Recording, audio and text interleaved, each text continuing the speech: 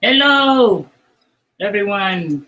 Hey! We're live with episode 2 of Anime America Podcast Live in the 2020s. Yep. On today's episode, we're gonna be addressing your comments as well. So be sure to leave any questions you have for us in the comments, and we'll do our best to answer them. But for the most part, the thing about this podcast is it's just me trying to bring Brad up to date with what's happening in the world of anime. And one of the biggest things happening is anything that's happening with good old Funimation. Now, I am not going to take any sides of any of the arguments. It's just me laying out what's happening, just to explain to Brad what's going on. Mm-hmm. There's also a certain controversy that we'll have to bring up for Brad to understand. But again, I'm not taking any sides because this is still a heated debate, and it feels like if you take one side or the other, you're going to cause some sort of unnecessary drama. We already know what's happening. Everybody has their own opinions on it. Brad has no idea what's going on, so we're just going to talk about the situation. If you guys want to give your opinions on it, we'll be happy to read them in the comment section. Yeah, and I forgot to mention, but I am Bradley Kingston, aka the Balding Ewok. And you know me, it's Robyn. And yeah, the Queen of Anime America. Right? That's your title. Yeah. I'm trying to tweet this while I didn't do it ahead of time. I did it. I know, but I got my own thing, and I got to put there, let my peeps know what's going on. All right, so let's start with the changing times of entertainment, where it just seems like with the dawn of social media, there's going to be a lot of people speaking their voices in regards to their own politics, which can be fine in some regard. But at the same time, when it affects your product, the thing that you're trying to sell, the thing that you're trying to work for, some people have issue with that because they're buying your product to try to escape from their own problems, and they just want like 30 minutes just to shut off their brain and watch something. But when certain things are inserted to kind of, for some reason, they just feel the need to like add political stances into their media format. Some people just have like a weird stance on it. Like, is this really necessary though?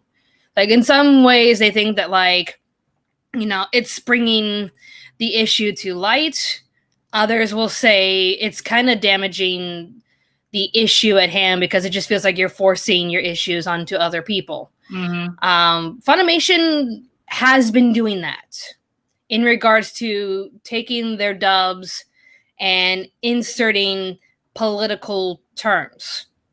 It started out, I believe, in 2015 when they were dubbing an anime called Prison School, and they had one of the characters shout a line that basically said, "Are you one of those Gamergate freaks?"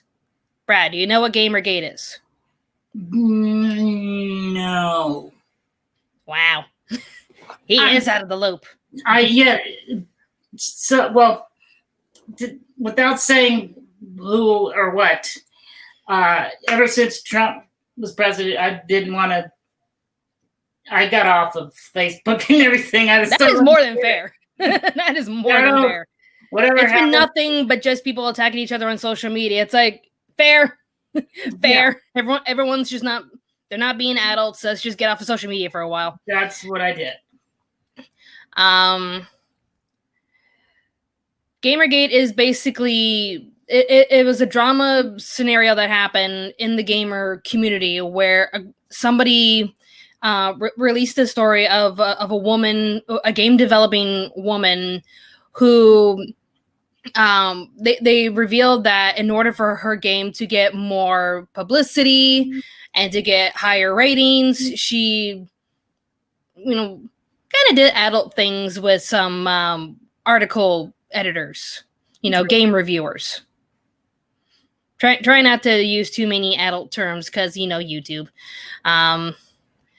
But a lot of people are saying that's disingenuous. You're getting higher reviews on your game by doing inappropriate things with these reviewers, while others are trying to defend her, saying that she felt it was necessary for her to do this because in this male-dominated society, she wouldn't have been noticed anyways because she's a female game developer. Hence, Gamergate became a thing where it's like you were either, trying to say that like this is going against journalism, or she did what she thought what she had to do to try to get her game out there. Okay. Trying to say that like this. Oh, for some reason I'm like repeating in my ear. Yeah, I was trying. I had to bring it up so that I could tweet it. Sorry. No worries. But yeah, Funimation made their stance clear with where they stood in the whole Gamergate thing and inserted that line into prison school. And a lot of people took issue with that, saying like, hey, that's not really appropriate. Gamergate has nothing to do with this anime. And Funimation issued like an apology saying, we're sorry. This was just a lapse in judgment. We won't do it again. But they have been doing it again and again. First, let's stop the story for now. I'm seeing a lot of people in the chats saying, rest in peace, Kirby Moreau. Brad, do you remember Inuyasha? Yeah, we talked about it last week, yes. Yeah, with Yashahime. They were supposed to get all of the original actors back to reprise their roles, because a lot of the characters that were in the first series, they're still alive. Uh-huh. But unfortunately, the voice of Moroku tragically passed away. Since last week? A few days ago, it just happened. Oh, wow. He was the original voice of Goku in the Blue Ocean Canadian dub before Sean Schemmel. He was also the voice of Troa Barton from Gundam Wing, and he's been in a few other projects here and there. A lot of people just appreciated his take on Moroku because it was just a very sweet role. And it's just, no one else could really do that voice. It was just so perfect for that character. But sadly, everyone was just like sending me messages saying, hey, did you hear about Kirby Moreau? I'm just like, no. Just when Yashahime was getting started, Kirby sadly had to pass away. Yeah, because when you said Kirby at first, I was thinking of Kirby the Nintendo. I'm sure he got that a lot. Like with me with Batman and Robin. Yeah, I think you're the Batman and I'm the Robin. In this case. I would just go into my friend's house and all of their dads would be all like, I'm Robin to the Batmobile. It's like, thank you, Mr. Selfridge. Yeah. Well, we got a super chat from Tim Whitfield. Brad, have you watched Happy Days or Dallas? Are you calling me old? What are those things? What's he talking about, Robin? Hey, I don't know. Like, isn't it that thing that would, go on? Isn't it that one show that my parents would watch on those very old channels? The original Jumping of the Shark. Happy Days. Yes. Back when I was younger, I watched Happy Days. Dallas, I don't. Maybe I remember. I think my parents watched it or something, but I remember when they revealed. I mean, it's old enough. Can I reveal the thing that ruined? Yeah, go ahead. Spoilers for a 50-year-old show. Right. The last episode of the original Dallas, a guy woke up and it was all a dream. It sort of just ruined. I remember that. So I remember hating that, but I wasn't invested in the show. I was too young. I was watching. Which one's worse? Like ending a show where it was all a dream, or having your last season go off in this big hurrah only for the very last 5 minutes to reveal that everything that happened in the last season was just all in the main character's head, and that the scary incident that happened with the main character's husband nearly dying of a heart attack, he actually did die of a heart attack, and everything that happened in the last season was just all in her daydream. I.e. the ending to Roseanne. Yeah, I feel like it's all the same thing. Kind of. So that Although I one will lady just tell you, wakes up and like that one character's alive again. It's like, oh, it was all a dream. And with Roseanne, it was just, hey, everyone's happy. My husband died. yeah, I watched some kind of a retrospective on that, and there's good reasons why she did that. It was a purposeful, strong choice. Yeah. Dallas, I don't know why the hell they did that. I have no idea. And then there's The Sopranos. Yeah, still, I think it was cool. I think it was. I thought it was a cool choice, because I think the number one speculation that happened in regards to that ending was the main character said, like, when you die, everything goes black. So we're left to assume that he was shot at the diner and that's it. Yeah, it's kind of gangster going out like that. Exactly. Okay, back to the Funimation fiasco. Yeah. What were we talking about? I was you're telling me something about Vic Mignogna, and I'm like, what's going on with Vic? Like, I got to stay neutral, and I'm like, tell me what's going on. Okay. The Vic Mignogna debacle. Oh. Like, it was so heated that usually when it comes to these kinds of, like, drama videos, like with what happened with Nostalgia Critic and what happened with that one cosplayer that just loved touching people, like, I had to, like, address my feelings about those things. Vic, it was like, no matter what, you could not talk about this because it was that bad. It was so heated. It's just like whoever had a channel was not allowed to have an opinion on it. We're just like, nope, we're out.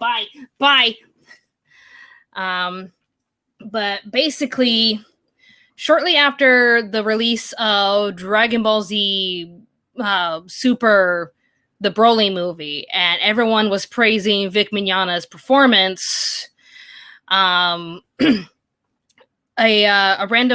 former editor for Channel Awesome, I forgot what her name was, but she used to make anime content for Nostalgia Critic. She made a tweet saying, like, everyone's praising Vic Mignogna when he did something to me years ago. And people were pressing her for questions.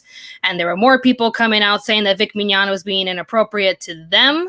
And it was just an onslaught of these tweets coming out, just trying to come out with their story saying that Vic Mignogna did something inappropriate to them. And then Monica Rial, one of the actresses of Funimation, came out saying that Vic Mignogna was also inappropriate to her.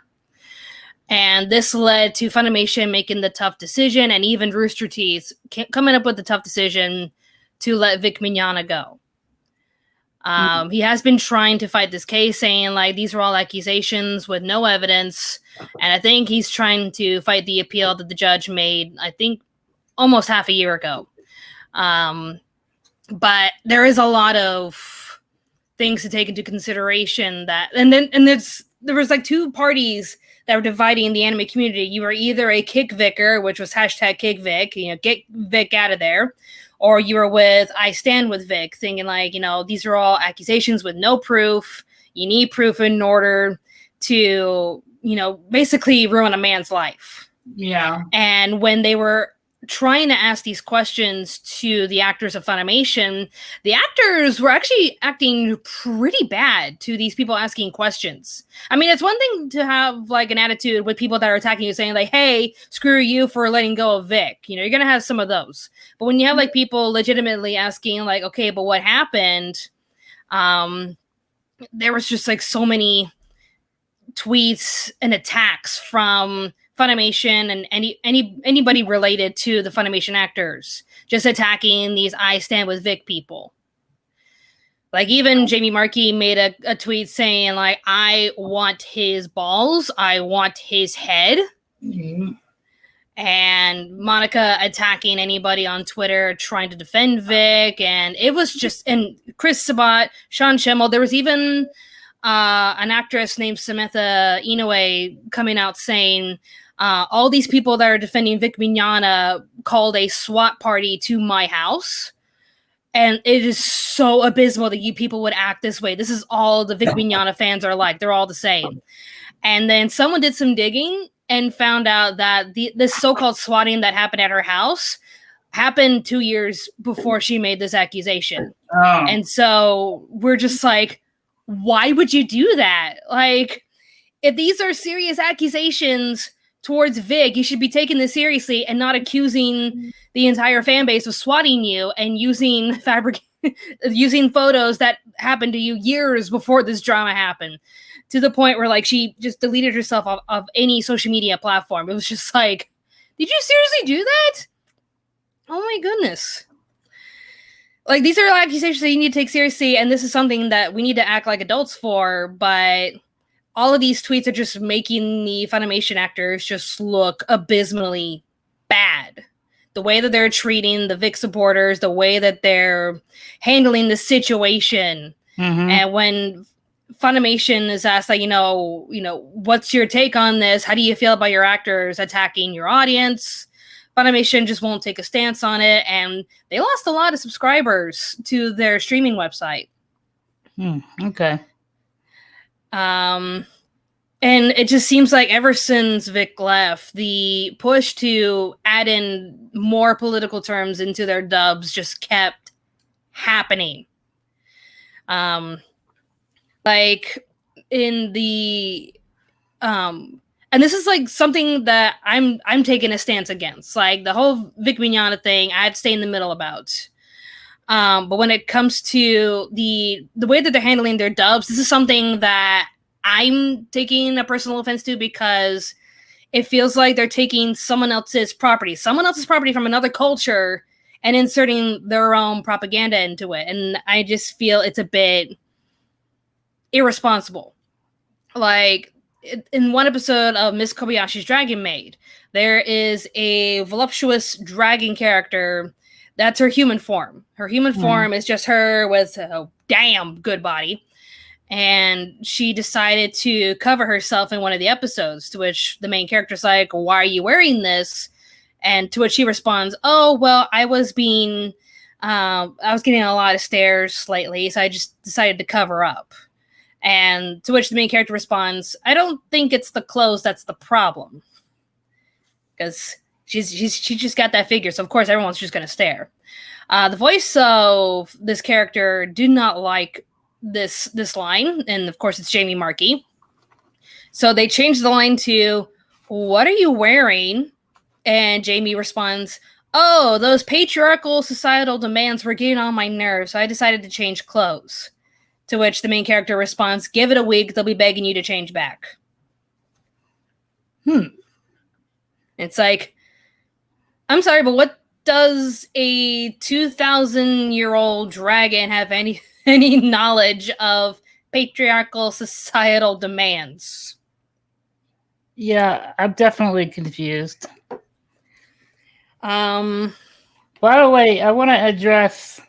we got people on YouTube, Twitch, and Facebook. Ooh. And there are people on Twitch who are like, oh, they don't notice this in here, but we for some reason StreamYard's only showing the YouTube comments. Wait, I'm seeing the Facebook ones from Elaine Borabon. Yeah, there's Facebook and Twitch. And Martha Biz. Okay, there it is. Okay, cool. Sorry. Well, I'm now seeing the Twitch and Facebook comments. Yeah, so we will make sure we try to get from everyone on each platform. Hold on. First of all, somebody had this question, like, if you're in Australia, why are we Anime America? But I just assumed everyone knew that, because they always ask me that. We started in America, and she got married to Australia. Like, if you just crank the history volume back. To back when we first started, all of us were in America back in those days when we did the A-list live. You remember that, Brad? Yes. That was with you shouting boobies. Yes. Still love them. Dustin's like, I'm gonna forget it. I hope my grandmother isn't watching. Somebody on Facebook said, what, Lewis Uckman? So what's your favorite part of Pokemon Journeys? Have you watched it? Because I haven't. I'm not a Pokemon. There's so many series. Like Journeys, is that the one where they do like side stories without Ash? I think it's supposed to. I think that's what Pokemon Journeys is, where they take. It's like the Where Are They Now segment of Pokemon, where everyone who did a journey with Ash, they just get their own episode.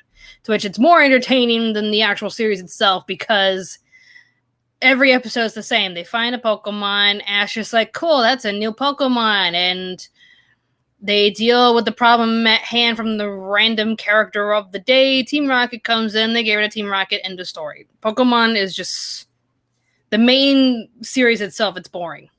But any series that like it walks away from the Ash formula, and there's like Pokemon Origins, and there's a few other Pokemon series where it's a different trainer. Those are the ones I find more interesting. Jerome Schlichter wants to know if you got his package. Do you have a? Oh, I have a PO box. So PO box. I will try to check it. Tomorrow and Wednesday I have to go to work. Maybe Thursday. I'll try to go Thursday to my PO box. Because the thing is, I got that PO box when I used to live near Pimble. I have a mother-in-law that still lives there. Like my husband and I, we were living with my mother-in-law for quite some time because we spent a lot of money trying to get me to Australia. So we were just getting jobs and staying with my mother-in-law until we raised enough money. And now we live in the city. Pretty convenient. But it's just like, now I got to take like a 40-minute train ride back to Pimble where my P.O. box is. Great.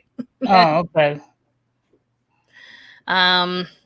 But yeah, I'll try to make a visit there when I can. I'll probably do it Thursday because Friday is when I have to go see a movie for my. I have an independent movie director named Tom Danger. He just made his own film. Shout out to anyone in Australia. I'm gonna see if I can pull up the movie name. Do a little shout outs. Here we go. What's it called? Sweetheart. My friend directed a film called Sweetheart, and it's premiering this Friday. So a couple of my friends, my husband and I, we're going to go watch it. Where else is it online? It's going to be at the Ritz Cinema. Oh, in Australia? In Australia. Yeah. But if he ever does like an online release, I'll let you know. I was trying to do the same with Remember Redfield, because my friend Logan, but basically Tom and Logan are like independent film directors that I know in Australia. The random people you meet when you work at a theme park, I swear. Let's see what the location is. There it is. The Ritz Cinema is in Randwick, New South Wales. So if you're near that area this Friday, grab a movie ticket and I'll see you there.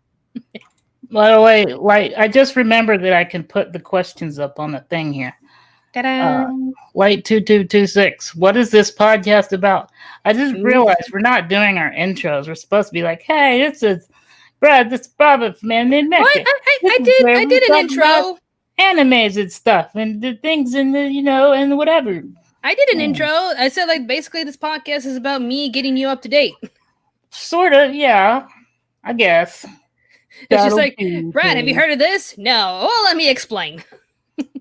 Basically, yeah, and then everyone's like, hey, Brad, did you hear of this? Brad, did you hear of that? It's like, no, I haven't heard anything. That's pretty much the comment section for all my videos. Like, even when I shared a Geekgook video about, how reviewing anime is much more difficult than it seems, especially with these times where it's just like, go, on to the next thing. So by the time when you watch the whole series and you review it, nobody cares.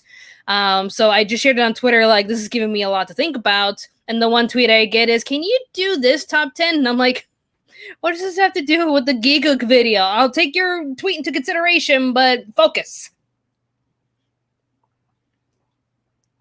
Hold on. Hey, we also have a super chat. Yeah, I'll get that next. Hey. I was aware of Phantasy Star online animes, just haven't checked it out. Is it any good? Barely want. I I know the title. I played one of the video games back in the day. I enjoyed it. All right, I'm trying to find. There's so many questions. I'll do a. There's Facebook Joshua Eckenreiter who did a super chat. Joshua. Okay, here you go. I ordered a Hidden Heroes Tari plushie. Cool. I love the fact that Hidden Heroes Tari is based on her beta design as she originally is a robot. Okay, so Brad, you watched the first season of Meta Runner, correct? Yes. Tari is based off of a design Kevin and Luke's little sister made. Where what if the Atari joystick was actually a character? Like, what if she was just a walking video game joystick? And she was originally like a robot type of character with an antenna sticking out, and they just kept changing her design to the point where she's a humanoid with a Meta Runner arm that allows her to play games better. But for season 2, the game that they're battling in right now is a game called Hidden Heroes, and the design that they have for the players are these little robots, and they dedicated Tari's robot design by the original Tari design. So it's actually pretty cool. It's like a little send out to her beginnings. Hold on. Trying to find a Facebook thing here. Where is it? I don't know anything about Fire Emblem. I never played any of the Fire Emblem games. Yeah. I heard Isn't that where you run around and kill mobs of people with your superpower? I think it's more of a strategy game. Oh. I think the whole mob thing is accurate. There's also a super chat from someone called A Green Snake. Hold on. Oh, is it down? I gotta scroll. Scrolling. Keep the doggy scrolling. Okay. A Green Snake. Love all the work and effort you guys do. My favorite was when you reviewed Trigun. Keep up the good work and remember, love and peace. Hey everybody, this is the new voice I'm gonna use the rest of the show. Adorable. What do you think? Yeah, the one review where I totally got the term plant wrong because I thought, like, is Vash literally a plant? But they're like nuclear plant. I'm like, oh, he's a nuclear plant. Okay, he's not a plant. So, wasn't a nuclear... okay, so when you add nuclear to anything, it automatically gives it sentience? Is that what we're saying? I guess. He's just like a walking, talking power source, and he'll like offer his energy to stations in need. So like he and his brother are like polar opposites. They're the same thing, but Vash will use his powers for good. Knives uses his powers for destruction. Okay, Cutie Katie says, Ewok, have you ever heard or watched Scissors 7? It's hilarious on Netflix if you watch the dub. I had to run to the restroom real quick, so I'll be right back. Okay. So you keep answering more questions. I will do that. You should have gone before. No, I have not. I want to say that I saw an episode, but I'm going to say probably not. I don't know anything about Scissors 7. Okay, where is more? Facebook or something? Here we go. La la la la la la. Here we go. Mr. Newbert says everyone should hit the subscribe button. Love that one. What's going on with the plushies? I'll have Robyn answer that when she gets back. Basically, I think she's gonna get like 100, over 100 or something, and we're gonna start seeing if we can what do you call it? Give some away on the live shows. But we'll see. Genius Devil 7 asks. But I'm not sure if she's gotten them yet or what's going on, so I'll ask her when she gets back. Well, thank you, Wingless Shinigami, and you're welcome. He says, thanks for the stream. I've archived it and sent it to my attorney and law enforcement. I will not be harassed. Have a nice day. Okay, you're welcome. I don't know. We're harassing him with content. Okay, a Twitch question. Marthamist, you know what's funny? Everyone wants a second season. My headphones ripped out. OHSHC? Freaking cables. Is that the high school own something high school something? Orange High School Host Club, yeah, they want a second season, but it's going to be awkward because they're probably going to tell Funimation to not dub it. Or the ones that, like, they hate Vic Mignogna, they're going to say that, oh, replace him with Damon Mills or other actors from Funimation. But a lot of the diehard Orange High School Host Club fans and the Vic Mignogna fans will say, no, you can't replace him. He's the only Tamaki. The thing about, like... sorry, I was just seeing the comments. That was the thing with the Orange High School Host Club dub. It was like they grabbed their A-listers at the time to dub this show. They had like Caitlin Glass, Vic Mignogna, Todd Abercorn, Greg Ayers, Lucy Christian, Monica Rial, and God, who was Honey Senpai's? Who was Mori? I'm trying to remember who Mori was. I don't know. I'm sorry. He had like a very deep voice. I want to say it's Troy Baker, but I don't think it was Troy Baker. Someone in the comment section help me.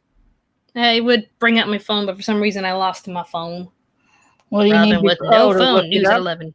You want me to look it up? What am I looking? I was hoping to see the voice, the chat would answer. But if you want to look it up, it's up to you. I'm still trying to remember. It's like kicking me in the butt. Like, what do I type? Travis Willingham. That's it. Okay, he's on. Travis Willingham is on the Critical Role. Yeah, with Matt Mercer. I effing love Critical Role. It's my new thing. I binged it for months. He's the only Tamaki for me, but it can be hard to replace a VA in any show since you have to adjust to their voice and mannerisms. I mean, like, they kept the original actors for Animaniacs. Like, I watched the whole series on Hulu, and I was gonna ask you. Like, the actors, like, they kind of sound the same, but you can definitely tell that Yako and Dot are trying so hard to reach their high voices, but there are moments where it's just like, it is so deep. You respect them for trying, though. Ora, ora, ora. Muda, muda, muda, muda, muda. Ora, ora, ora, ora, ora. He doesn't know the JoJo memes, guys. I Brad do. Know the JoJo. Do you know the JoJo memes? See all the memes, but I know yeah. UJ Clark. Thank you for the orders. Okay. Let's put this up. Apparently, if you say my name, I notice it more. Jerome Flicker. Brad, have you seen the anime called Godinner? Godinner. What you doing, Godinner? No, I have not. Nice. I know nothing about it. And that's the end of that topic. There you go. The end. But hot. Back to Funimation real quick. Okay. The latest controversy right now is they got the rights to a show called Uzaki-chan Just Wants to Hang Out. The controversy behind this character is Japan was struggling to get people to volunteer for the blood bank. So they did what any company would do. like Japanese companies will do one of two things to grab attention. They're either going to hire a mascot, and they will legit make their own mascot. There's like mascots for everything. There's like a train company in one district only that has their own mascot. There's like a mascot for everything. They're either going to get their own mascot, or they're going to make a waifu. And that's exactly what this blood bank did. They created a character named Uzaki, who, she looks adorable. She's got these big old, tig old bitties, and just an hourglass figure, waifu material. She looks adorable.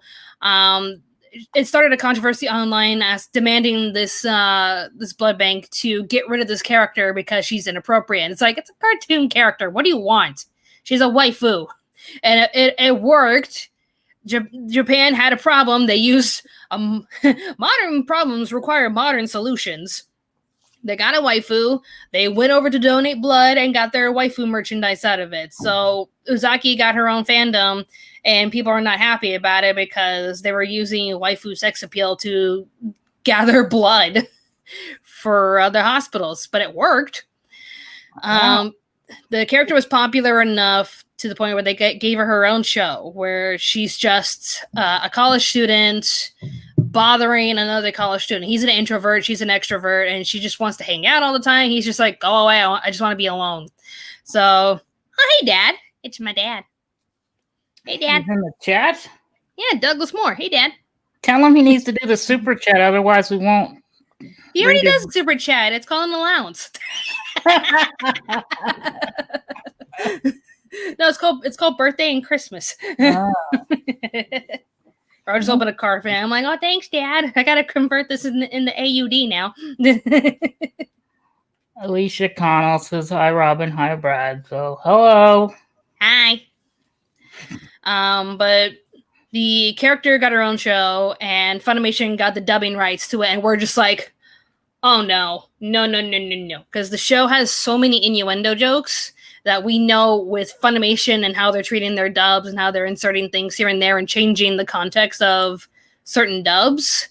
They pretty much already said, like, the person who did the dubbing corrections for this one other show, I forgot what it was called, but she's going to be in charge of Uzaki-chan. We're like, well, we already know this is going to be censored. Great. That, or they're going to put in political slander, because I remember one line they added in. It was just like the original Japanese dub. They had this one character come off as very rude, like, he's like, "Why are you being so rude to me? Why are you acting this way to me?" Or no, it was like, "Why is it every time I stand near you, I get pissed off?" And he's like, "I don't know, maybe it's just your time of the month." And it's just like, oh, but you're not supposed to like that character. He's a jerk. That's why they use that line. And she just replied by saying, "Oh my God, you're such a creep." They changed that line to, "By God, you're such a misogynist." It's like, what?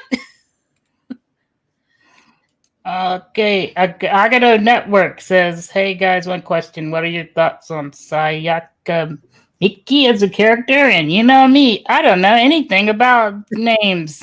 I think that's Sayaka from Mahou Shoujo Madoka Magica, the one with the blue hair. She's definitely an interesting character because, like, no matter what, like, she's doomed to, like, repeat history.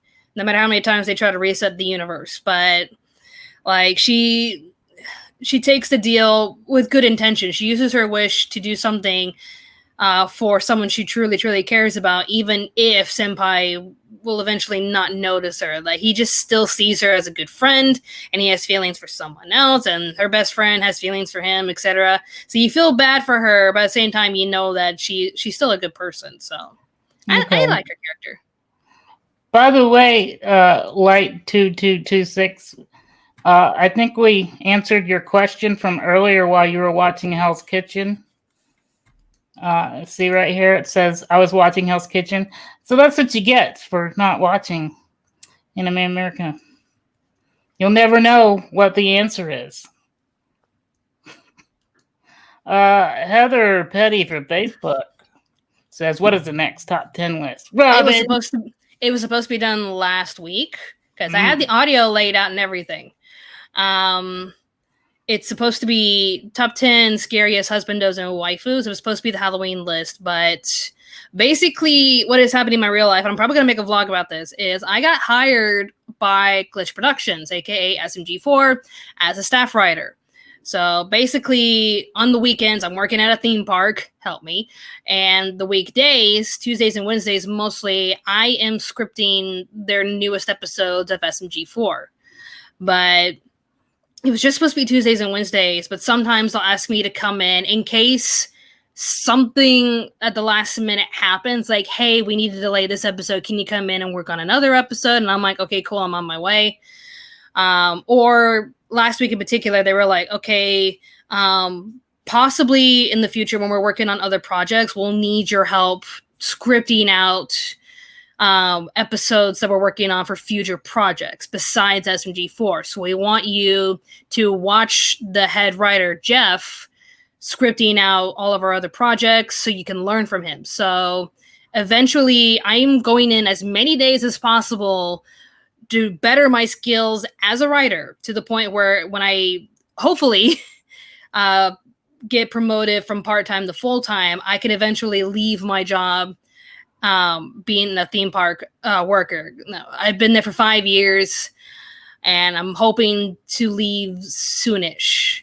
Like, I love my managers at my job. I love my coworkers.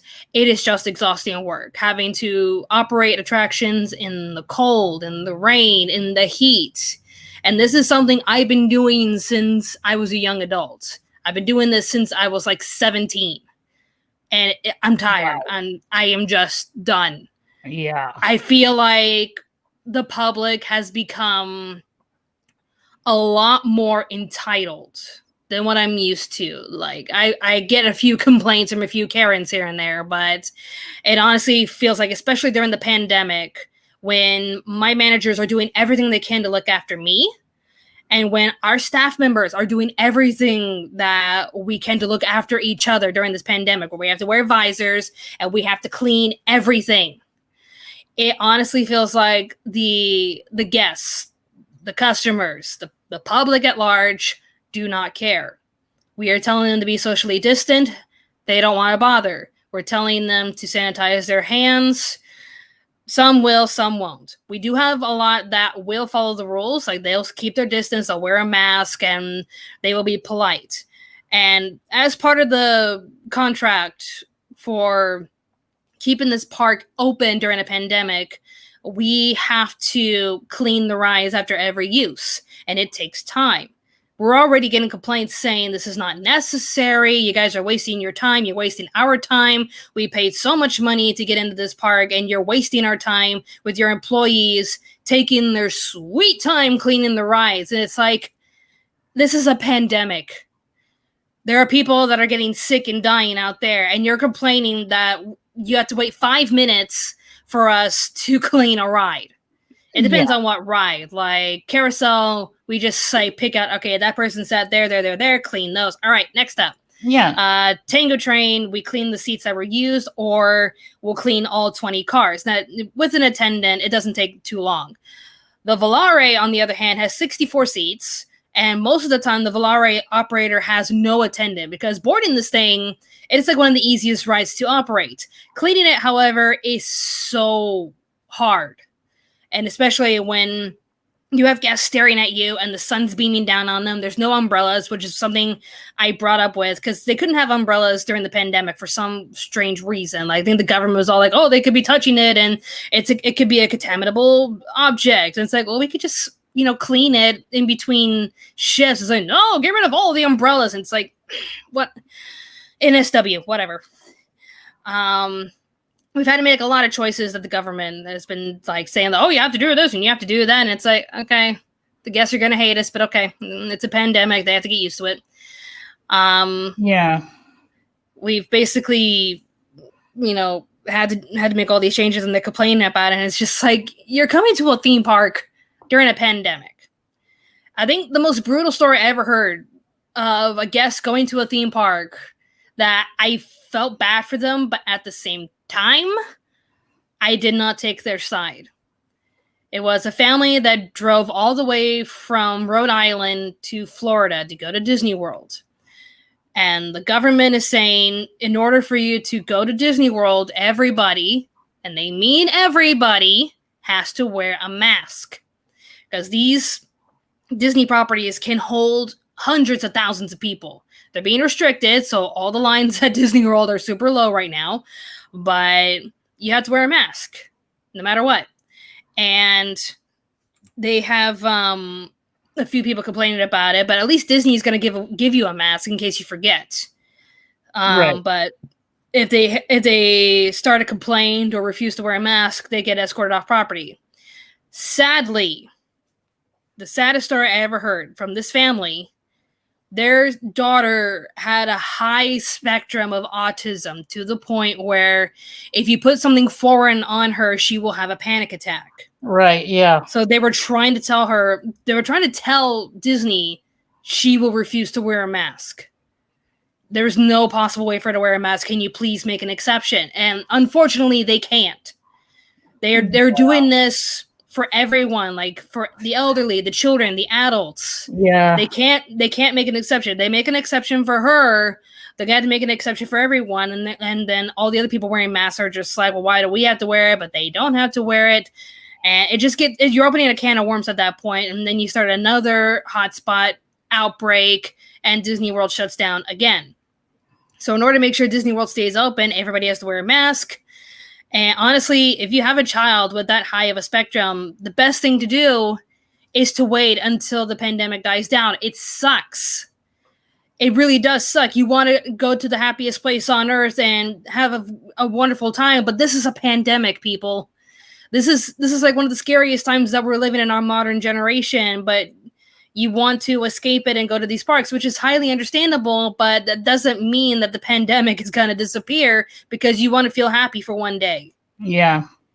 I want to be understanding, but at the same time, it's like, this is a pandemic. It's like, did World War II go away when the buildings in England were blowing up? Eventually. Eventually, yeah. Same thing with the coronavirus. It will eventually go away. But, as of right now, like, I would give anything to board a plane and go see my family. I have not seen my sister in like 7 years because she's been traveling a lot. I've never even met my nephews. I was supposed to see my family after so many years, last April or May. But coronavirus, I was not allowed to see them. And I cried so many days because this was the day I was supposed to hug my nephews. This was the day that I was going to see my sister after all of these years. This was the day I was supposed to see my parents after 4 years of not being with them. Wow. I missed them like crazy. And I poured my heart out to my managers and the safety committee at my job. Because having to deal with that and serving these entitled people at theme parks, it has made me into a very cynical person. It's just like, at least you have your family, okay? Mm-hmm. You were living in these conditions where you are healthy, you have your family, you have your children, you are more than capable of surviving this. I am here with my husband and my in-laws. And even then, I can't even see most of my in-laws because we are scattered throughout New South Wales. So I'll see his parents every once in a while. But I still miss my parents, and I miss my sister and my brother-in-law, and I've never met my nephews. And for these people to just complain to me about their problems, it's just like, I don't want to hear it. I'm sorry, but it's just how I feel. Like, here I am, putting aside my needs to give you guys what you want. Wow. That was the first rant of the episode, I think. Sorry. Wow. It is a passionate topic because, those who are in the service industry, their mental health is at risk with how people are just treating them. There's even at the Kmart that I shop at here, there's even an announcement saying, remember, the servers here are here to help you. Please take that to consideration. Do not attack them for trying to do their job and help you. Yeah. But speaking of ranting, I'm trying to bring it back to a happy note. Go for it. It's starting to get sad. Somebody posted a question that does a podcast need to have a topic or whatever, and normally, but not always. Like this is just let's get together and chat. You know what I'm saying? Yeah. Because we used to try and put a lot of production and whatever into it, and it's so much work, and we don't always get the results that make it worth all the work. So Robyn and I are just like, let's just get on and chat with the peeps, the anime peeps. I sound so like old when I say it like that. But I want to put this up. There's a Twitch question from Light2226. I can't find a good anime to watch. I thought that would be a good question to throw, or not just a question, but Robyn, name a 2020 anime to watch? Good one. Oh, you've got a body pillow? It was a gift from a fan. Oh. And he's actually here in the chat. Hi, Josh. So this is my housewife Udo, because this character is both. I actually made an Instagram video with my friend Adam, who's just like, Robyn, whose husband or waifu do you have under your blanket? And I'm like, husband or waifu? Yes. Why, it's both. That's pretty much what Crim is. Oh, okay. But Interspecies Reviewers is a fun one. It's very mature, but there's also the one about those animation girls. Those are the only two that I would recommend, because I have not seen Rent a Girlfriend or anything else. I need to catch up. Waifu mean wife? What is waifu? Waifu is wife. Okay. The meme came from that show Azumanga Daioh, where in the Japanese dub it was like he dropped the teacher dropped a photo of a woman, and the students are like, oh my gosh, she's so pretty, who is she? And in Japanese he says, my waifu. It's just the Japanese saying the word wife. Alicia Kano asked me if I have a waifu or anime girl. Basically, whatever anime female character that you like, that's your waifu. Okay, because I don't remember names, maybe Robyn, you'll know. From Bleach, I think she was the cat. She did cat ears and had a tail or something. Starts with a Y. I don't know too much of Bleach, but it's like Yoshi. She was my vote when you did top 10 anime, whatever. One of your anime lists, or 32 sexy women of anime, something like that. Yoruichi, that's it. Yeah, back in those days when I did top 32 60 men and women of anime, I stopped doing it because it became more of a popularity vote. Like, what was the popular anime at the time? That would be the winner. So, like, the last one I hosted, it was like Ezra from Fairy Tail 1 and Kaneki from Tokyo Ghoul. Oh, no, I got the virus. What's your Robyn? I'm going to get it over the nets. You're gonna get a literal virus on your computer. On the tube, yeah, the tube. Oh no, my computer has it. Yeah. So many people in there like, bless you. No, not Ezra. I keep saying Ezra because I keep reviewing shows that start Ezra Miller. Urza from Fairy Tail and Kaneki from Tokyo Ghoul. They won the last one. I'm just like, this isn't really fun anymore where we're not choosing characters based on their personalities and their appearance. We're just choosing it because this certain anime is popular. So it's like, I'm done. Oh, my mom says my hair looks great. Thanks, Mommy. Thanks, Mom. Yeah, somebody was saying what Martha missed on Twitch said, Robyn, if you want to rant, you can rant. You're human. You have passions and emotions. You're allowed to let them out. So, thank you, Martha. So to all you who are sitting there going, no, yeah, take that. What is this? Sailor Bombstruck. Dude, I used to watch this channel a long time ago, like 5, maybe 6 years ago. Well, I didn't stop. Good to see you again. sir. It's good to have you back, Sailor. Yeah. While you're here, click subscribe. Is that how I'm going to get appeal from the algorithm? Because it seems like everybody nowadays has to add into their videos.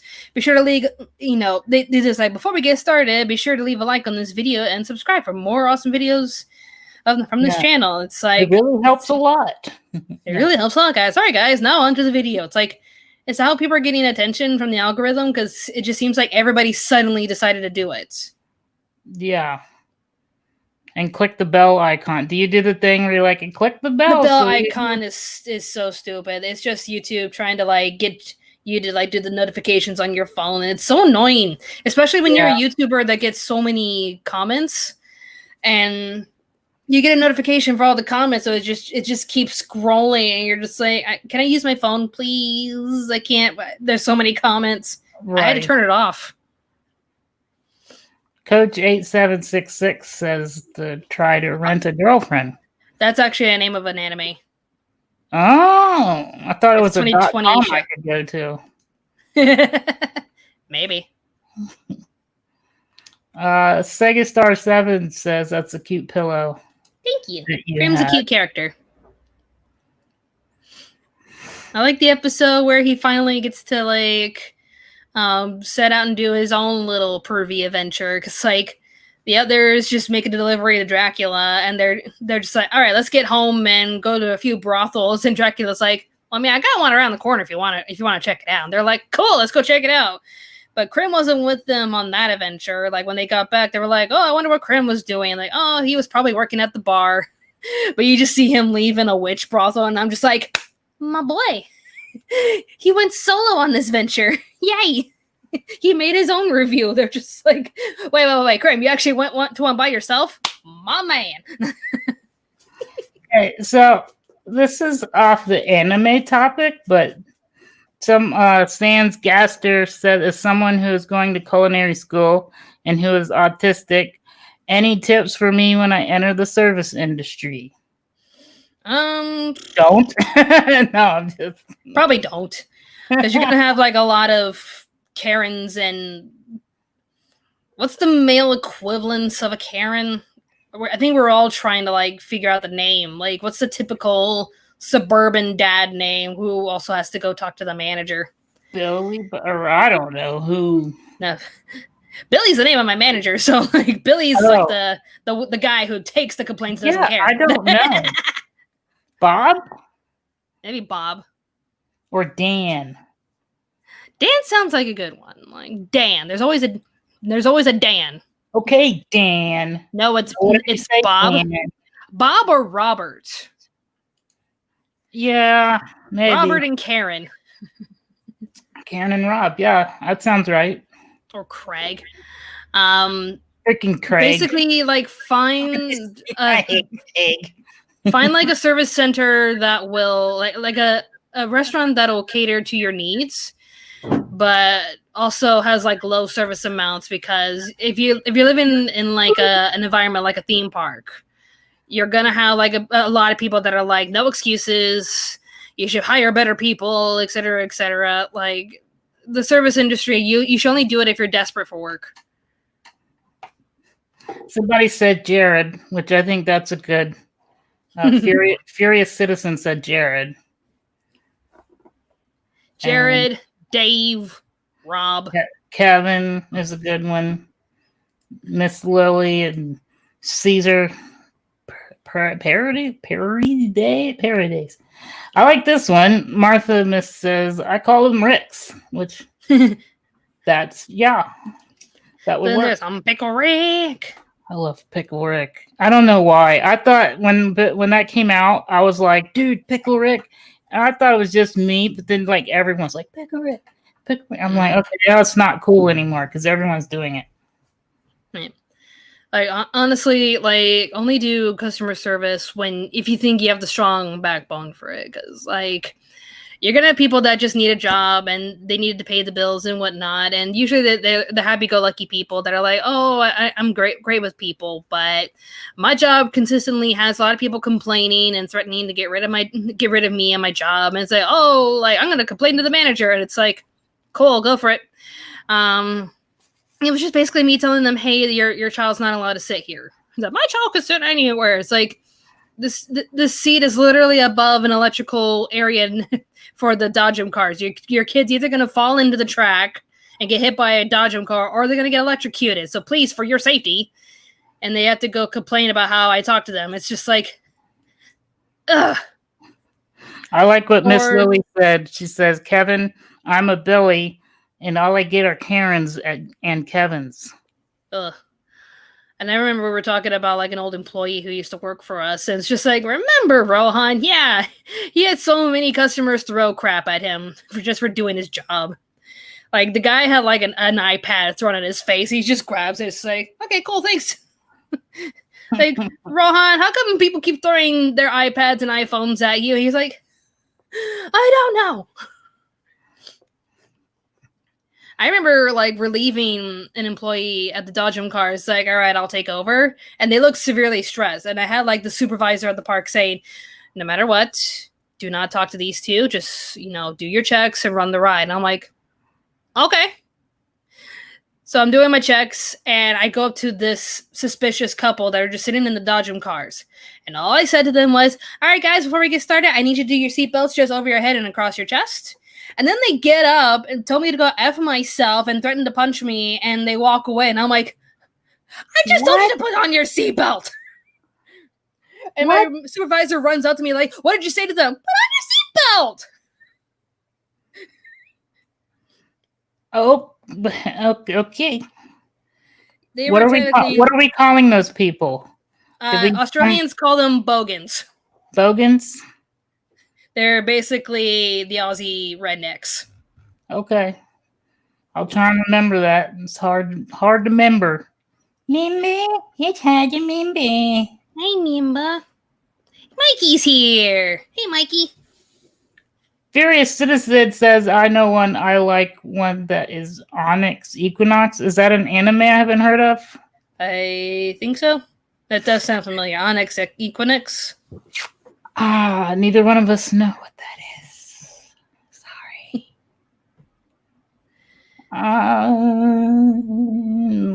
Let's find some questions. Facebook, Janine Posilla is the newest one. The one about retail work. That's at the very bottom for me. Somebody said they had 57 body pillows. Holy crap. That's an army. So go invade the anime conventions. Where's the question? Janine Posilico Darnell. This one? Yeah. I don't miss retail. I have so many stories, and sometimes it doesn't help when a manager does what? When a manager does what they want to make them happy, just so he or she doesn't have to deal with it. Because that's the thing, like, I get it, but at the same time, it still annoys me when the manager has to break the rules in order to make the customers happy. But at the same time, with how social media is nowadays, it feels like you can get canceled for anything. So if, like, I remember there was a theme park somewhere in New South Wales. I don't remember, but they got in trouble because, when it comes to security footage, you're not supposed to wear a mask, because if that person wearing a mask steals something, we're not going to know their facial identity, which makes sense. Throughout many establishments, people will wear a mask, they'll steal something, they get away with it. So a lot of properties will say no masks unless it's for religious purposes. But this little kid was like wearing a mask, and security was telling them, hey, for security reasons, your child is not allowed to wear a mask. And so they started filming this guy straight up to his face. Like, he's telling my kid to take off a mask, but he won't tell, a Muslim woman to take off hers. And it's just like, dude. And they were trying to start this whole outrage thing. And it's like, it's for security purposes, guys. This is like one of those Power Ranger masks. Just take it off. I like, this is your dad, right, Douglas? Yeah. He says, remember what Grandma always said. If you can't say something nice, and I'll finish it, be sarcastic. Sarcasm is the best coping mechanism. Yes. That is my religion. Sarcasm. SpongeBob is like the greatest template for customer service. Like your manager is Krusty Krab, the new hire is SpongeBob. The rest of us are Squidward, and the customers are Patrick. Hey, Gummy Toaster, great name. Used to watch your top 10 as a kid. Your channel is pretty much the reason I'm still in the anime.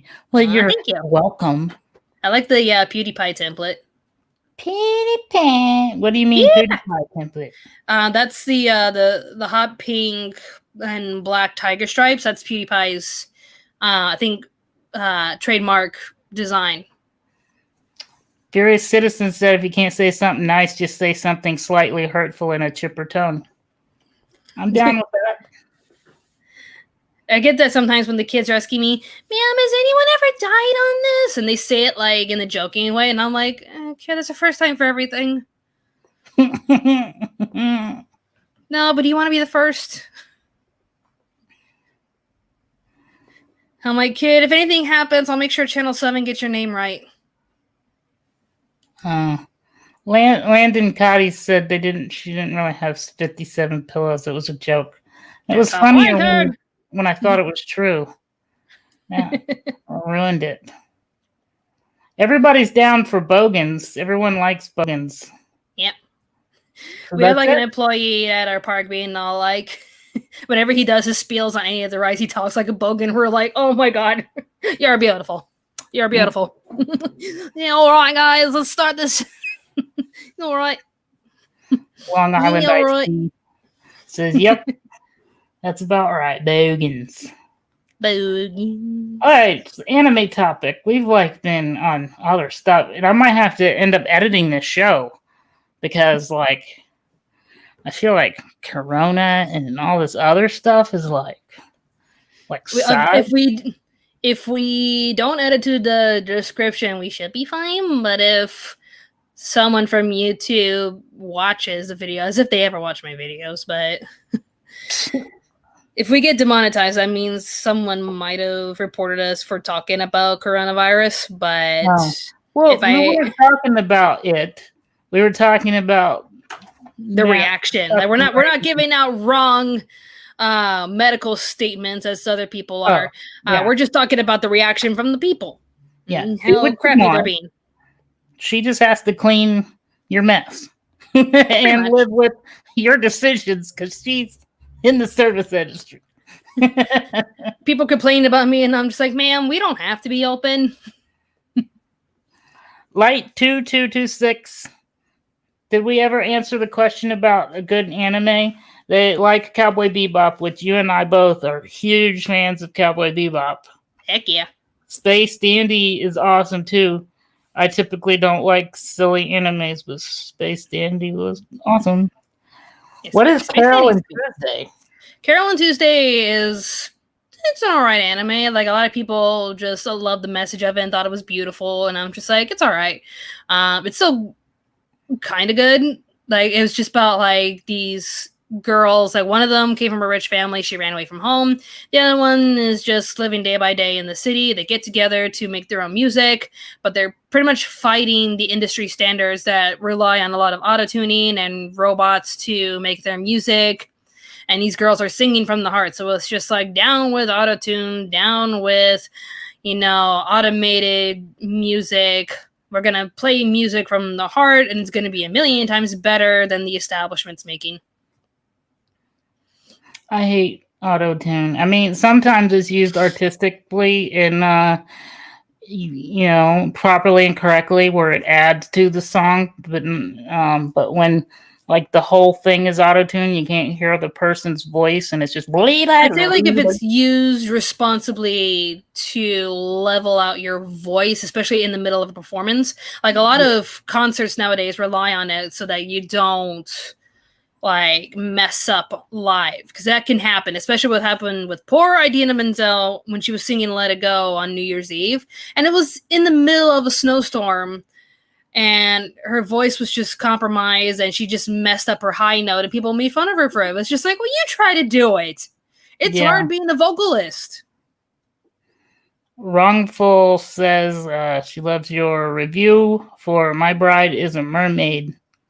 Best guy, Masa-san. Masa. He is the best guy. I am ignorant of your anime ways. What is Guy Masa-san? Masa's just one of the characters in the show. The show's basically, it's very silly. It's an over-exaggerated comedy about a guy who almost drowns in the ocean and gets rescued by a mermaid, but because her identity was exposed, her father, who's a leader of a Yakuza mermaid gang, and I said that correct, a Yakuza mermaid gang. Okay. He's given him one of two choices. You either marry my daughter and protect her identity, or we kill you. You know an anime that I don't hear a lot about, but I loved? This is Bakugan, I think it's called. It's all on a train. No, not Bakugan. It all happened on a train. Bakuno. That's a good one. Thank you. Bakuno is amazing. That is a good one. That is a very good one. It's one of those where it's like it's underrated, but not underrated because like there are enough people out there that do like the show and praise it. Like there's nothing but praise from that show, but it should get talked a lot more often. Like it should be on the same level as like Bebop and like all the other greats out there. Luis Morales says auto-tuning needs to die in live concerts. Be authentic. Sing and play instruments. Auto-tuning computer concerts are traps.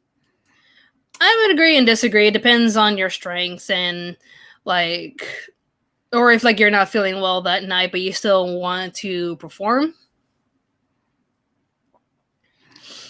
There's actually one singer that actually he authentically sounds really good without it, but he just likes using it anyways because it's fun. Mm-hmm. Hatsune Miku and other Vocaloids are the perfect argument for having auto-tune. What's a Vocaloid is my question. Basically the same as Hatsune Miku, but Hatsune is like the leader. That didn't answer my question. Hatsune Miku was a mascot for a vocal like auto-tune program from Japan. Oh. And she just basically became the biggest icon to ever exist in Japan. Never heard of Bakuno. Maybe I should do a review of it one day where it's like all of these different stories. You know how to spell it. You know how to spell it, yeah. But yeah, all these different stories coming together on this train mystery, and it's actually a lot of fun. And it has like a really good ending. Crackerjack. Yeah, if you're not hip on what that is, then you need to watch Meta Runner. Yeah, watch it. Somebody commented that they just watched the first season of Meta Runner and loved you in it. Yeah, ain't cool. Definitely go watch Meta Runner. Yeah. Yeah, I mean, I'm not a Bakugan person. I brought it up, but people keep saying, like Manuel Hernandez, I used to watch Bakugan as a teenager back in 2007. Not bad, but those characters look too attractive for an adventure. I don't know. Aren't they just kids, or is that the other Bakugan? I thought Bakugan was the one with the spinny thing, right? The top and the tops hit each other. Yeah, spinny tops, the anime. Wasn't Bakuno in your top 10 best anime endings of all time? Yes, it was. Yes, it was, Martha Mist. There you go. Ergo Proxy. I do like. Janine Pasillo from Facebook says Ergo Proxy. Oh, Beyblade. What was Bakugan then? Beyblade was the one with the spinny tops. What was Bakugan? Oh, yeah, Beyblade's the one with the spinny tops. What is Bakugan? Is that the one where it's kind of like spinny tops with the monsters? Or something. Yeah. I saw like the first 2 or 3 episodes of Bakugan. I think they get these like digital monsters, but I don't know anything beyond that. I think it was like a mixture of Beyblade and Yu-Gi-Oh. You're welcome, Manuel Hernandez. She says, "OMG, my comment was read live on the air. I can die peacefully." Okay. Well, don't say it like that. Because then I he'll read think you're it. making fun of him. No. I apologize. I was just trying to. That's the thing with the internet. Like, you can like joke around, but then someone's just like, "Oh, you're being insensitive." No. Like what's They were what's joking happening around. right now with the Animal Crossing community? It's just like, I never thought the Animal Crossing community would be that bad. Like, the majority are fine, but there are a few that are just trying to ruin the game for everyone. It's like, can you stop, please? Did you see this guy's we call it icon? He's got a face. Looks like a butt. Spiffy Gonzalez says, "I haven't seen this channel since Helsing was a thing. Some legends never die." Thank you. You're a legend, Robyn. Woohoo! I mean, I never left. It's just YouTube hates me. Eric Valiente answered our question. I think Bakugan was where the little marbles transform into monsters. That sounds right. Okay, that sounds right. Yeah, we're balls that turned into different creatures. Well, no, I don't know. They're all. I can't watch them. Yu-Gi-Oh was all I could do. Everything else was just too much. That's just me. More than fair. What is this? Brad, have you seen Yashimi yet? No. Yashahime. That's Sounds the sequel like to Inuyasha. sushi I haven't tried. It's the sequel to Inuyasha. Oh.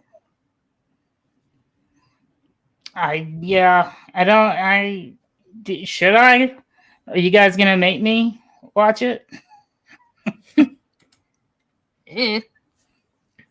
But back to the whole Funimation thing.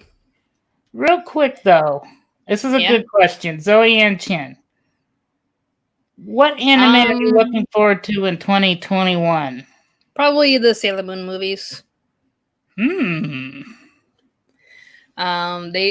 Sailor Moon Crystal, I'm not sure if you know it, Brad. They basically redid all of Sailor Moon with the Sailor Moon Crystal, and it's supposed to be more accurate to the manga because the original anime is nothing like I wouldn't say nothing. I'd say it's like maybe 50-50, where like they kept the plot and the villains, but they added in like filler episodes and who's the monster of the day kind of plots, and it was like just a generic anime.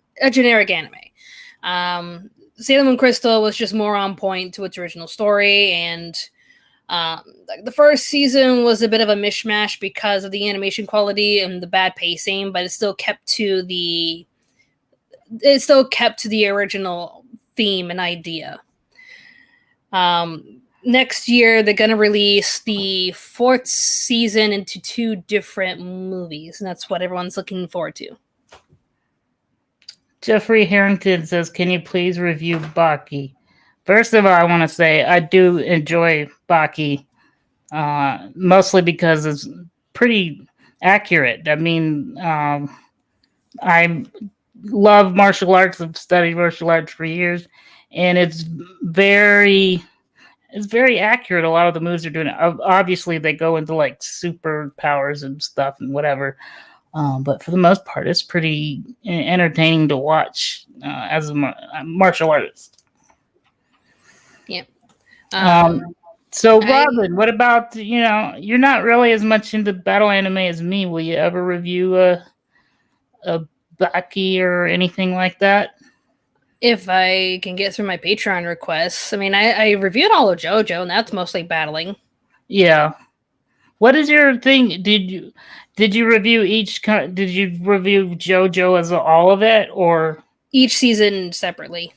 Oh, wow. So I had like a video for Phantom Blood, Battle Tendency, Stardust Crusaders, Diamond is Unbreakable, and Golden Wind. What's your overall, if you crammed all 3 into like a 1 sentence? Well, how do you feel about all of it? It's definitely a bizarre adventure and one that I don't regret watching. Okay. I would agree. It's weird. And sometimes you're sitting there why am I watching this? But you do it anyway. Yep. Can I do a crossover with Nostalgia Critical reviewing the live action Fist of the North Star? No, thank you. Jeffrey Harrington. I have my own gripes with Nostalgia Critic. I think we talked about this before. Israel Yabuki says, Robyn Senpai, please have a look at Hajime no Ippo. Okay, Cartman. It just sounded like the way, I don't know. Isn't that is that a naughty one? Hajime no Ippo? I think it's like a pretty out there shonen. Maybe it's because the word no is in it. And I remember Boku no Pico. Yeah. So when I see no and then Ippo, I think Baku no Pico. Hajime no Ippo is actually okay. It's a boxing anime.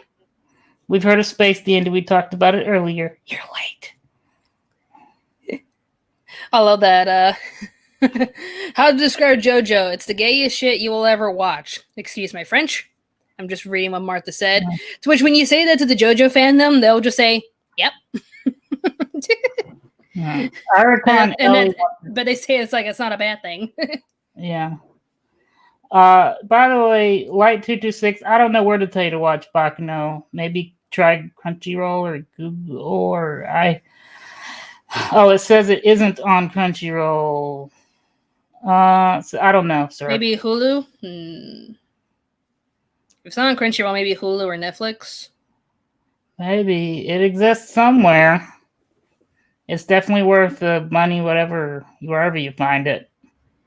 Oh yeah, by the way, I have to say, Furious Citizens talking about Ghost in the Shell. Yes, everything Ghost in the Shell.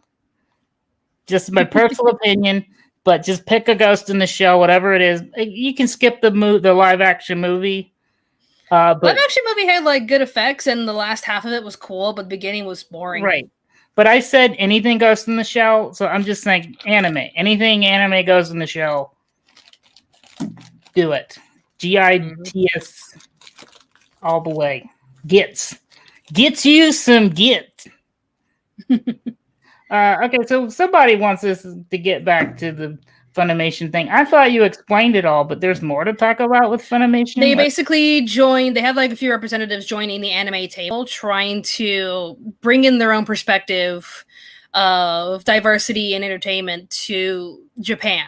Trying to like talk to them about how to create a bigger, wider audience so that their anime will reach more people around the world. But at the same time, people are concerned with, well, define your use of diversity, because it feels like they just want the animators to create products that they approve of, with how they're censoring certain anime titles and with how they're changing the dubs to insert political terms. And the actors of Funimation are not shy on where they stand on their politics, which is fine.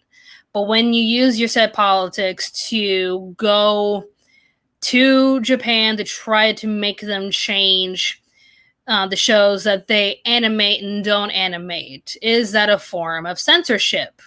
Is it a form of taking someone's culture and changing it to something that you approve of? Because we kind of frowned upon that when 4Kids did it, when they pretty much washed away any Japanese culture from their dubs to make it a more American product. Funimation is just trying to change their products to be something more PC.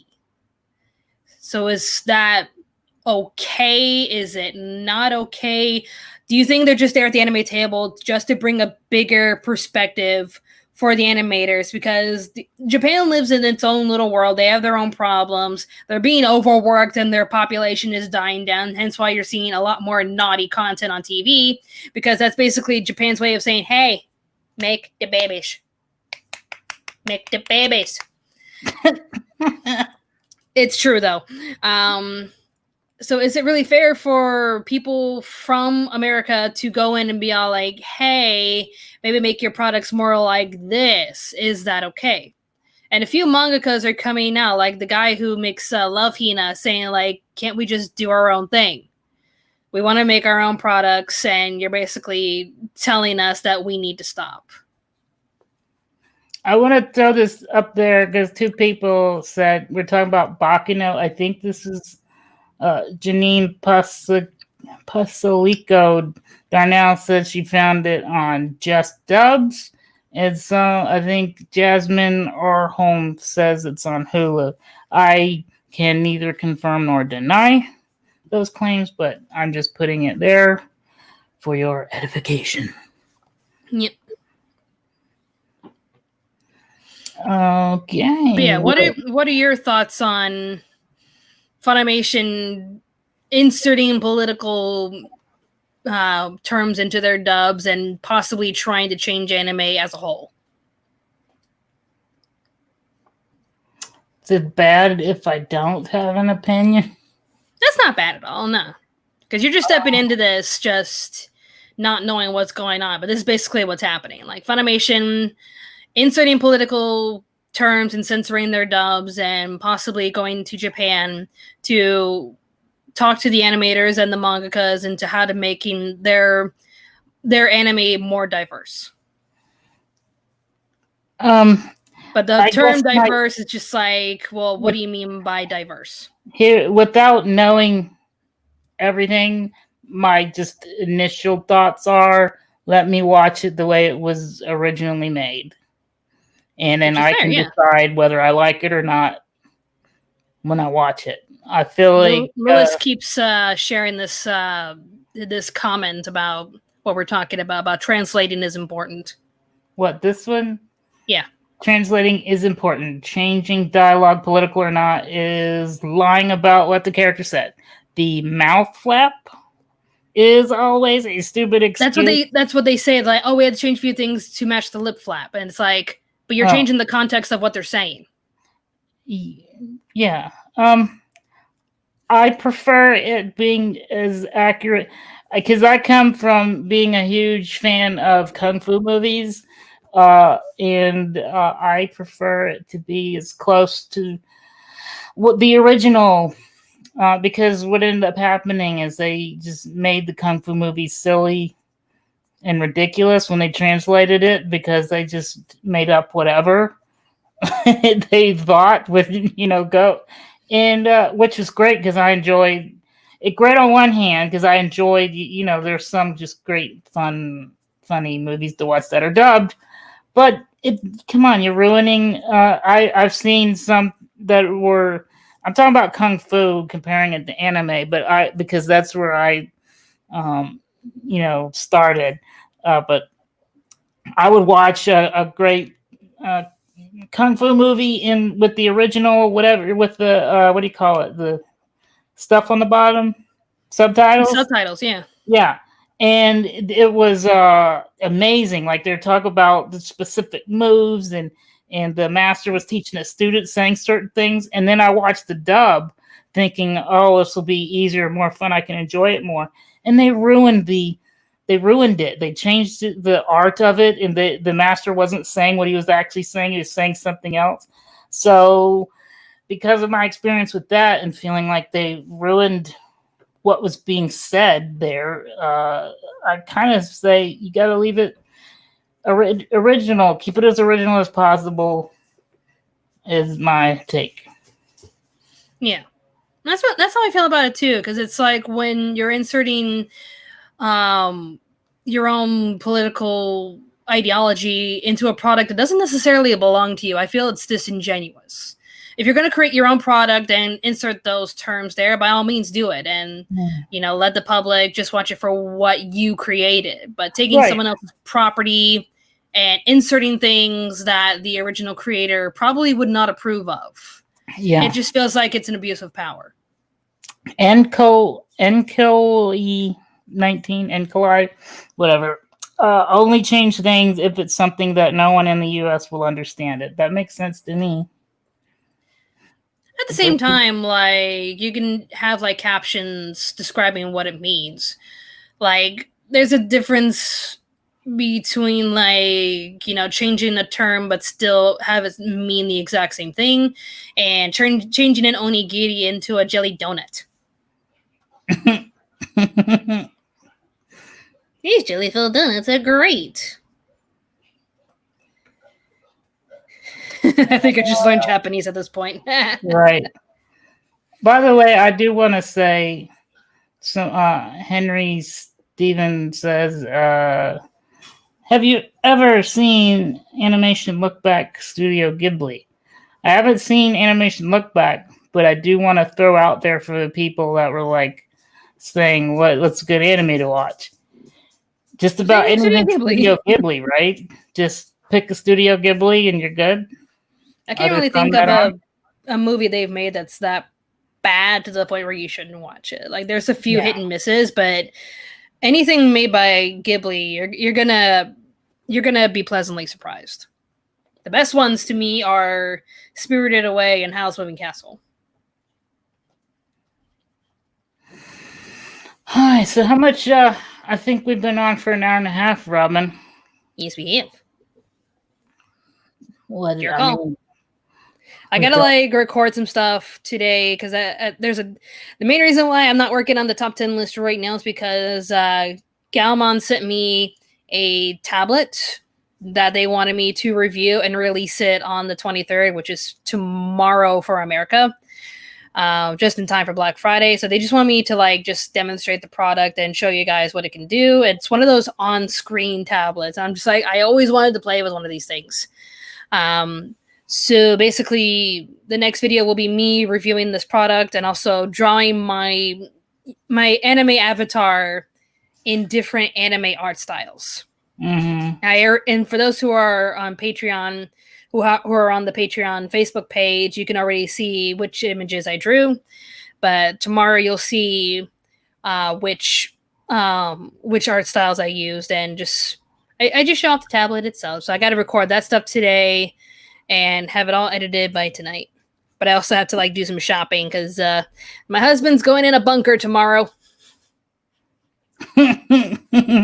Is World of Warcraft Shadowlands is gonna go live, and when it comes to World of Warcraft and a new chapter, it's pretty much like the players for World of Warcraft, they take it so seriously to the point where they're just like leveling like crazy and doing everything that they can to level up and get as much armor as possible so they can start raiding as soon as possible, because it's so annoying when you get up there and you're training your character and you're a little bit behind, and when you try to get help, the other players are like, no, your armor class is too low, and it's like so my husband's just basically gonna go into ultra nerdy mode, and I'm gonna make some snacks for him. So while I'm gone, be like, all right, food's in the fridge. Don't starve yourself. Bye.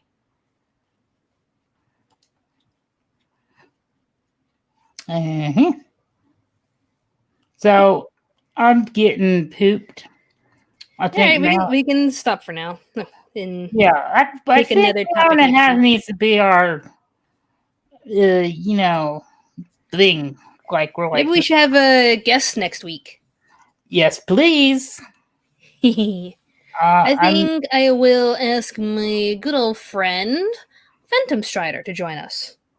One of the most delightful animation critics you will ever meet. He is like the sweetest YouTuber I have ever met. That would be amazing. So, anyways, let's just do the typical thing you do at the end of the show.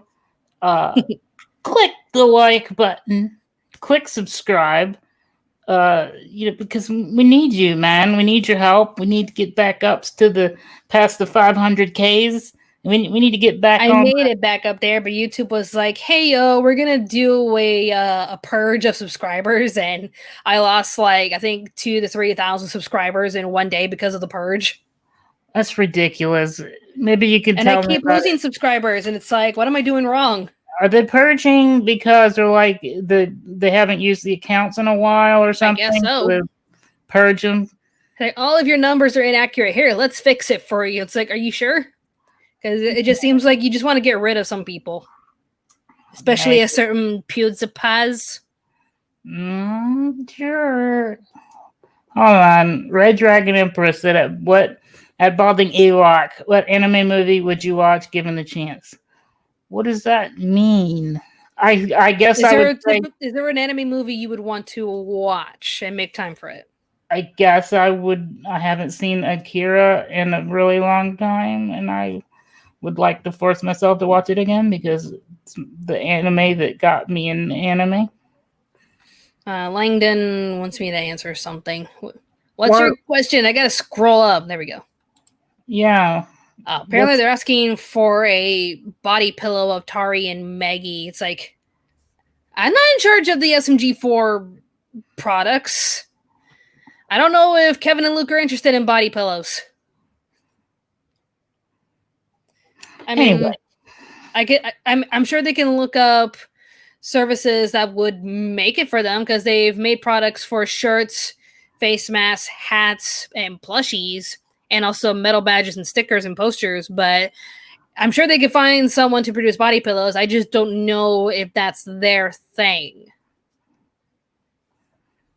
Meanwhile, they have cardboard cutouts of celebrities all throughout the office. It's like you look up and Dwayne "The Rock" Johnson staring down on you, and you're like, "Afternoon, sir."